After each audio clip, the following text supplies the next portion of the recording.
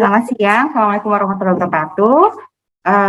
Kembali lagi bersama saya dengan Dr. Gita Permatasari selaku moderator pada acara webinar awam pada hari ini yang mengambil tema dengan Merdeka dari Galau, Bipolar Disorder bersama pembicara cantik kita, Dr. Endah Ronawulan, spesialis kedokteran jiwa. Di sini sudah hadir Dr. Endah Ronawulan. Mari kita sapa dulu. Selamat siang Dr. Endah, apa kabarnya? Ya, selamat siang Dokter Gita, selamat siang Sobat Jiwa, Ibu Bapak sekalian dan Sobat Etik. Oke, Dok, siang ini kita bicaranya topiknya cukup menarik ya nih Dok, karena merdeka dari galau. Galau itu apa sih? Nanti mungkin Dokter Endah bisa menjelaskan lebih detail, terutama dengan topik bipolar disorder. Nah, mari kita simak materi dari Dokter Endah. Sebelum kita mulai, mari kita bacakan dulu CV dari Dokter Endah. Bentar ya. Sudah terlihat ya, ini CV dari Dokter Endah Ronawulan, spesialis kedokteran jiwa. Pendidikan formal beliau adalah lulusan dari Medical Doctor Universitas Atmajaya, lalu melanjutkan ke Universitas Indonesia Psikiatris, dan sejak 2004 beliau bergabung di Rumah Sakit Pusat Pertamina, dan saat ini beliau juga bekerja di Rumah Sakit MRC Semanggi sejak 2014 dan sejak 2007 di Dharma Wangsa Klinik, dan beliau juga adalah pengajar psikiatris di Faculty of Medicine Tarumanegara University. Beliau juga expert dari berbagai seminar-seminar sebagai speakers dan talk show baik di radio maupun television. Jelas dari CV beliau, saya stop share. Nah, waktu dan tempat dipersilakan dokter sekitar 30 menit. Nanti dari para audiens, Bapak Ibu maupun teman sejawat sekalian, bila ada yang ingin bertanya, silahkan tulis di kolom komentar, nanti akan kita bacakan pada sesi tanya jawab diskusi. Dr. Endah, dipersilahkan. Ya, Assalamualaikum warahmatullahi wabarakatuh. Selamat siang Ibu Bapak sekalian, teman sejawat, para guru besar, Sobat Jiwa dan Sobat Etik. Kali ini kita akan membahas merdeka dari galau yang difokuskan pada bipolar disorder. Seperti kita ketahui, bipolar disorder saat ini cukup meningkat prevalensinya. Dan kebanyakan dari mereka tidak terdiagnosis atau terdeteksi dengan baik. Slide ini contoh zaman dulu pelukis Van Gogh ya melakukan bunuh diri dengan menembak dadanya 2 kali dan 2 hari kemudian meninggal di usia 37 tahun. Padahal Van Gogh kalau kita tahu ya, lukisannya tuh sangat art sekali, sangat indah, sangat bagus. Disayangkan kalau orang-orang yang kita cintai hilang dengan ketidakpastian diagnosisnya atau tidak tepat pengobatannya. Begitu juga Virginia sebagai penulis, Hemingway, Van Damme, dan ada musician juga. Dia karena merasa depres, hilang minat, hilang semangat, confident turun, sehingga dia merasa tidak bermanfaat bagi pasangannya. Dituliskan oleh dia secari kertas, I love you, I love you. Sayang sekali kalau orang-orang yang kita cintai hilang tanpa ada kejelasan. Ya, slide mungkin saya akan operasikan sendiri. Di sini kita menekankan pada pengertian gangguan bipolar, prevalensi, tanda dan gejala, diagnosis, jenis-jenis bipolar, penyebabnya, siapa yang beresiko, dan pengobatannya. Yang pertama, apa itu bipolar?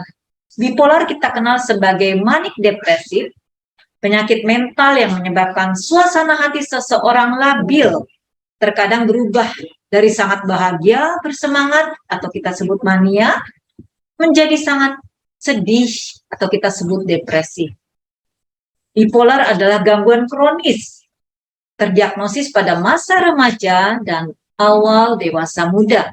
Bagaimana prevalensinya? Sebelum saya jelaskan secara detail prevalensi gangguan mental secara keseluruhan, penyakit fisik dan psikologis, psikiatri menempati urutan tertinggi. Jadi penyakit fisik yang mematikan kardiovaskuler, yang tinggi juga kanker, kardiovaskuler hanya 22%, kanker 11%, dan penyakit lainnya 10%, endokrin 4%, sedangkan di psikiatri 28%. Makin meningkatnya gangguan mental, makin banyak angka bunuh diri atau kelemahan lainnya, mental lainnya. Dari psikiatri 28%, 10% adalah gangguan depresi. Sedangkan bipolar, demensia, dan penyakit psikiatri lainnya sekitar 2%.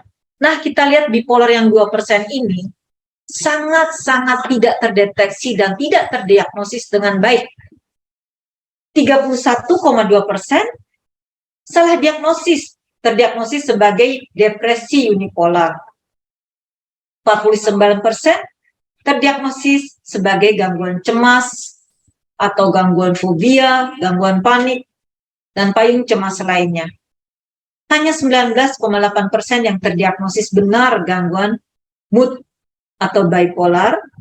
Ini pun terdeteksi oleh kuesioner. Banyak kasus pasien-pasien saya datang ke saya, dokter, saya ini gangguan cemas. Setelah kita lakukan wawancara dan lakukan self-rating, ternyata mengalami bipolar. Prevalensinya bipolar ini merupakan penyakit kronis dan episodik. Prevalensi seumur hidup gangguan bipolar tipe 1 0,3 sampai 2,4%, bipolar tipe 2 0,2 sampai 5%, bipolar pria dan wanita sama. Sedangkan bipolar 2 yang lebih banyak depresinya itu terbanyak pada wanita. Bipolar yang jenis rapid cycling, yaitu pergantian cepat 4 kali dalam setahun, itu sering terjadi pada wanita. Usia awal rata-rata bipolar di usia 20 tahun. Meskipun ada yang kita temukan dari dini atau pertengahan usia 40 tahunan. Gejala yang sering timbul setelah 60 tahun ini biasanya disebabkan karena kondisi medis, biasanya pasien-pasien demensia. Dan sekitar 15% pasien bipolar meninggal karena bunuh diri. Bagaimana tanda dan gejalanya? Biasanya gangguan mood ini, kita lihat gejala yang mudah sekali, 4 jenis gejala yang berhubungan dengan suasana hati atau mood. Karena judulnya suasana hati atau mood, jadi yang sering terkena adalah perasaan atau emosi. Yang kedua adalah pikiran atau kognitif. Yang ketiga fisik, sehingga dia ada keluhan fisik. Dan yang keempat adalah perilakunya. Bagaimana suasana perasaan atau emosi? Suasana hati yang tertekan atau tidak nyaman, itu adalah gejala depresi yang paling umum dan jelas. Orang yang mengalami depresi menggambarkan sebagai orang yang murung, sedih, dan tidak bermanfaat. Sedangkan pasien manik sering terjadi gejala gembira yang luar biasa, aktif yang luar biasa, agresif, atau kita sebut euforia. Sedangkan bagaimana fungsi kognitifnya pasien-pasien dengan bipolar? Terjadi perubahan pola berpikir. Orang yang depresi sulit berkonsentrasi, mudah teralihkan, mudah lupa, rasa bersalah, tidak berharga. Sedangkan pasien manik, percepatan pikiran, banyak ide. Belum selesai melakukan satu pekerjaan, dia akan melakukan lagi. Idenya banyak, juga disertai pembicaraan yang banyak, dan tidak beraturan. Bagaimana pada fisik? Keluhan fisik yang terkait fungsi psikologis pada tubuh kita, biasanya kalau orang depresi merasa lelah, mudah lelah, sering nyeri, kepala, pundak, lutut, kaki, keluhannya semua nyeri. Perubahan nafsu makan, pola tidur, banyak tidur, kurang tidur, banyak makan, kurang makan, ya. Dan rasa motoriknya lelah dan berat sekali. Bagaimana perilakunya? Perubahan perilaku biasanya kita lihat pada yang bipolar. Bipolar terjadi retardasi psikomotor dan sering ini kita temukan pada pasien depresi. Sedangkan pasien manik sangat energik, provokatif, dan agresif. Kalau kita lihat diagnosisnya, sebelum mendiagnosis secara detail bipolar, gangguan mood itu kita bagi 2 garis besar. Yang terbanyak tadi, prevalensinya sudah saya jelaskan di awal, depresif disorder itu sekitar 10%, sedangkan bipolar hanya 2% dari gangguan mood. Gangguan bipolar kita bagi lagi menjadi bipolar tipe 1, tipe 2, siklotin, dan tak terinci. Ya, di sini kita lihat jelas perbedaannya, gangguan depresi atau unipolar, gangguan bipolar itu bisa terjadi depresi dan episode manik. Jenis-jenis tadi saya sudah jelaskan. Kalau bipolar tipe 1, yang terbanyak adalah manic episode, yang sisanya campuran. Sehingga bipolar tipe 1 kesannya gangguannya seperti manic episode.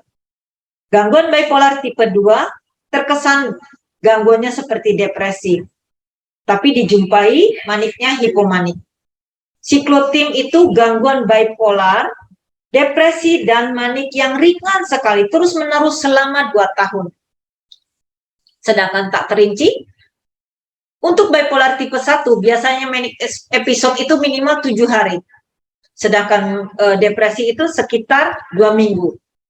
Untuk bipolar tipe 2, hipomanik itu 4 hari, depresi 2 minggu. Sedangkan siklotin terus-terusan selama 2 tahun.